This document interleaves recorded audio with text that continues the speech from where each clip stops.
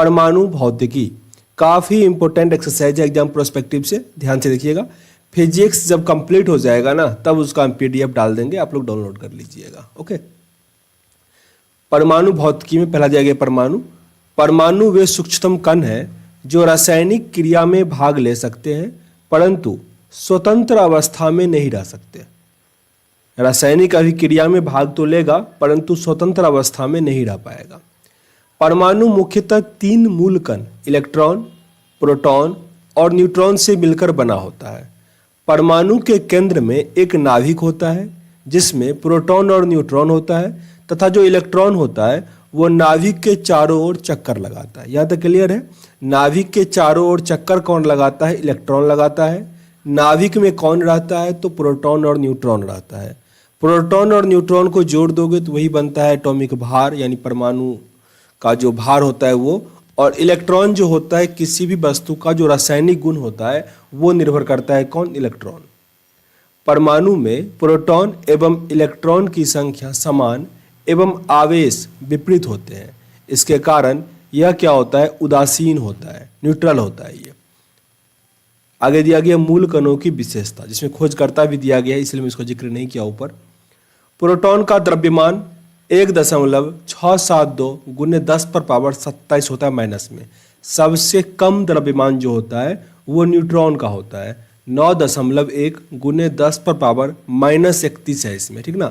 सबसे कम न्यूट्रॉन का है और प्रोटॉन और न्यूट्रॉन का लगभग सेम होता है।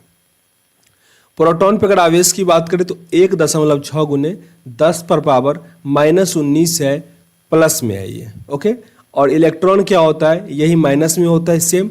लेकिन न्यूट्रॉन क्या होता है? न्यूट्रल होता है, इस पर कोई आवेश नहीं होता। बहुत इंपॉर्टेंट है, न्यूट्रॉन पे कोई आवेश नहीं होगा।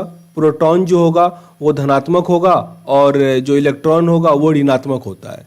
प्रोटॉन के खोजकर्ता गोल्डस्टीन है, न्यूट्रॉन के खोजकर्ता चैडविक है और इलेक्ट्रॉन के खोजकर्ता थॉमसन है। आज मूल कणों की संख्या 30 से ऊपर पहुंच चुकी है। कुछ प्रमुख मूल कण का यहाँ पे दिया गया है, एक बार इसको फिर से रिपीट कर लो।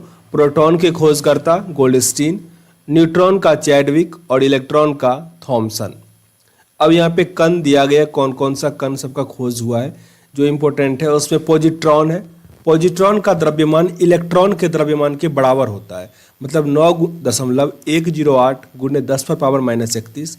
आवेश भी उतना ही होता लेकिन प्लस में है, मतलब प्रोटॉन इतना 1.6 × 10⁻19। खोजकर्ता इसके एंडरसन है। देखो, प्रोटॉन को पॉजिट्रॉन से और फोटॉन से कंफ्यूज नहीं करना, खोजकर्ता में दिक्कत हो जाता है, तो ये सब अलग अलग है, ठीक ना।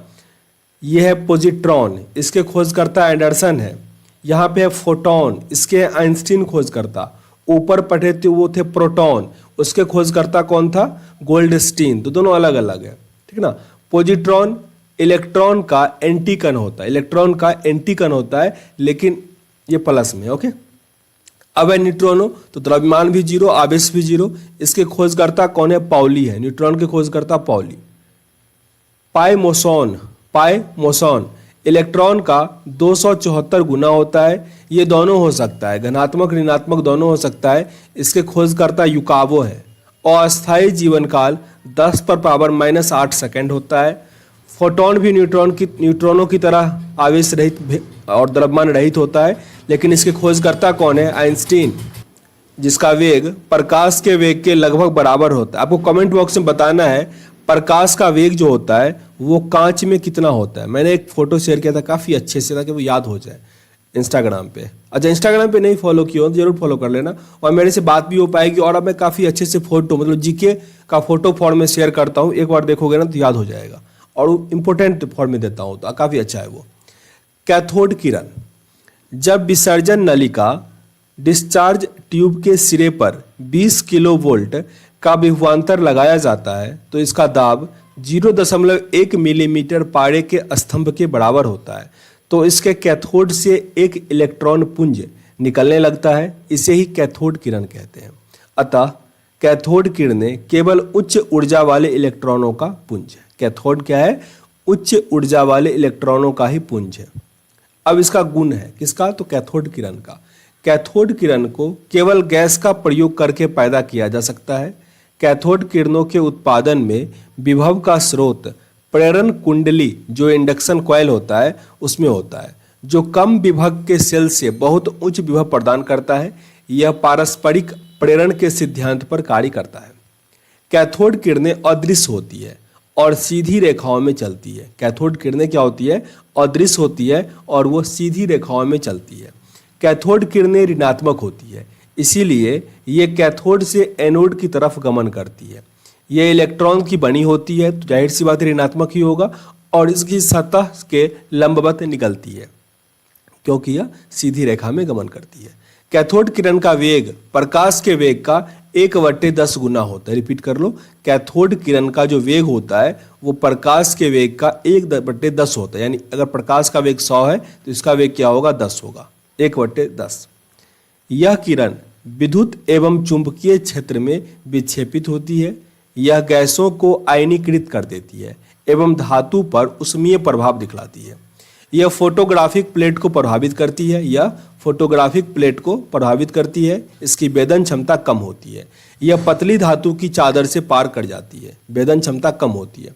कैथोड किरणों पर विद्युत क्षेत्र से होकर लंबवत गुजरती है तो इसका रास्ता परवलयाकार होता है। नोट में दिया गया है, जब कैथोड किरणें किसी उच्च परमाणु क्रमांक वाली धातु जैसे कि टंगस्टन पर गिरता है तो एक्स किरण उत्पन्न होता है।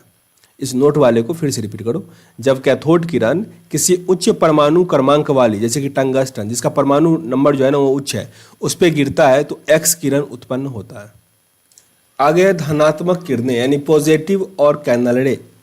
विसर्जन नलिका में यदि छिद्र युक्त कैथोड प्रयुक्त किया जाए तो इनसे निकलने वाली किरणें कैथोड किरणों के ठीक विपरीत दिशा में विक्षेपित हो जाती है और एनोड की ओर से कुछ किरणें निकलती है। अतः ये एनोड से निकलने वाली धनावेशित किरण है। इसका पता 1886 में गोल्डस्टीन ने लगाया था। किसका? धनात्मक किरणों का। फिर से रिपीट कर लो। विसर्जन नलिका में यदि छिद्र युक्त कैथोड प्रयुक्त किया जाए तो इससे निकलने वाली किरणें कैथोड किरणों के ठीक विपरीत दिशा में विक्षेपित हो जाती है और एनोड की ओर से कुछ किरणें निकलती है। अतः ये एनोड से निकलने वाली किरणें जो होगी वो क्या होगी? धनावेशित होती है। अब इसका गुण क्या दिया गया है? जो पॉजिटिव रे है इसका गुण है, ये किरणें धनावेशित होगी। क्लियर?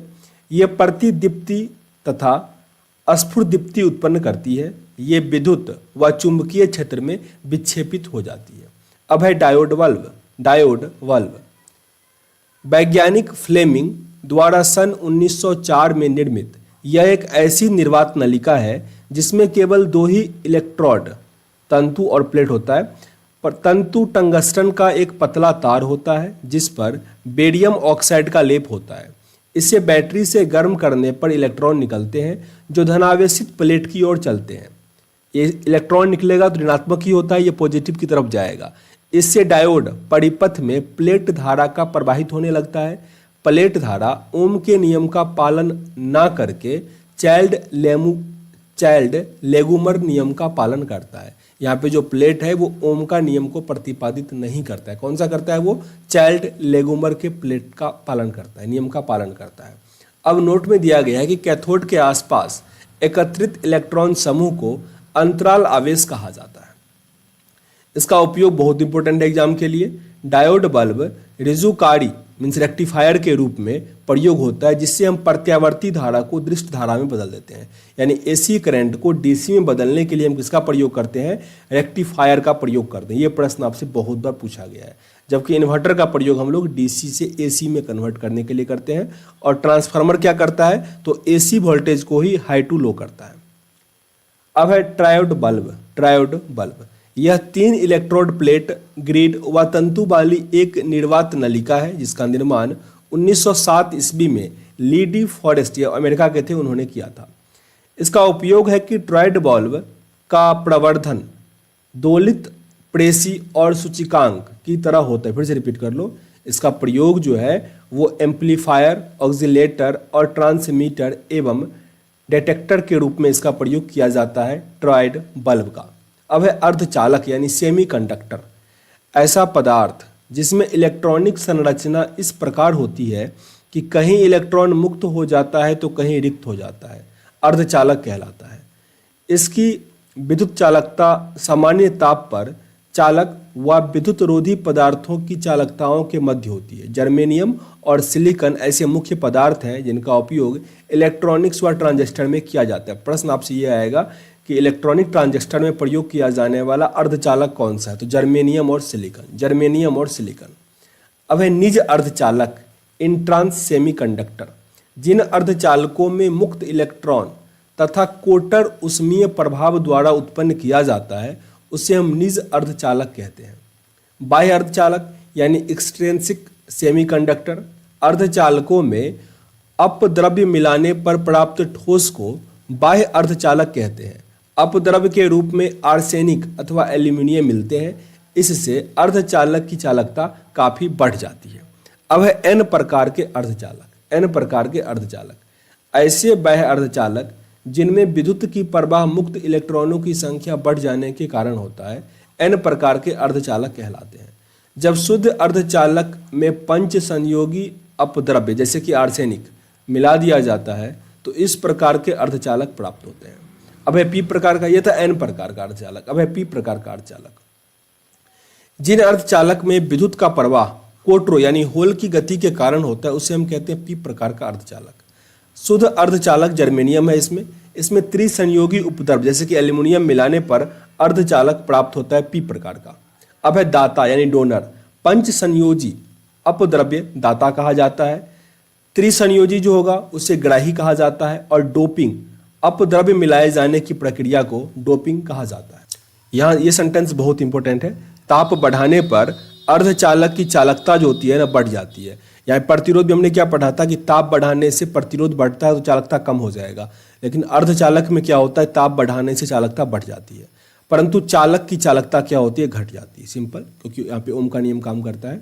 अति चालकता सुपर कंडक्टिविटी, इसकी खोज 1911 में कैमरलिंथ ओम्स ने किया था। अत्यंत निम्न ताप पर कुछ पदार्थों का विद्युत प्रतिरोध जो होता है शून्य हो जाता है, इन्हें ही अति चालकता कहा जाता है। इस गुण को अति चालकता कहते हैं। जैसे कि 4.2 केल्विन जो होगा यानी 268.8 डिग्री सेल्सियस पर पारा जो है अति चालक बन जाता है, इस पर प्रतिरोध शून्य हो जाता है। नायोबियस्टीन काफी उच्च ताप पर यानी 100 कैलोरी पर अति चालकता प्राप्त कर लेता है। अति चालकता पूर्णतः प्रतिचुंबकीय होता है, अर्थात वह पूर्ण चुंबकीय कवच होता है जिसे कोई चुंबकीय बल रेखा भेद कर उसके अंदर नहीं जा सकता है। अति चालकता के महत्व को देखते हुए भारत सरकार ने 1991 में एक राष्ट्रीय अति चालकता विज्ञान और तकनीकी बोर्ड की स्थापना की, क्योंकि अगर इसमें डेवलपमेंट हो जाता है ना तो काफी अच्छा हो जाएगा। नोट में दिया गया घड़ी में क्वार्ट्ज क्रिस्टल का काम दाब विद्युत प्रभाव पर आधारित होता है। दाब विद्युत प्रभाव पर यानी पाइजेव के नियम पर आधारित होता है। अब 19वां जो हमारा एक्सरसाइज हुआ है रेडियो सक्रियता, रेडियो एक्टिविटी।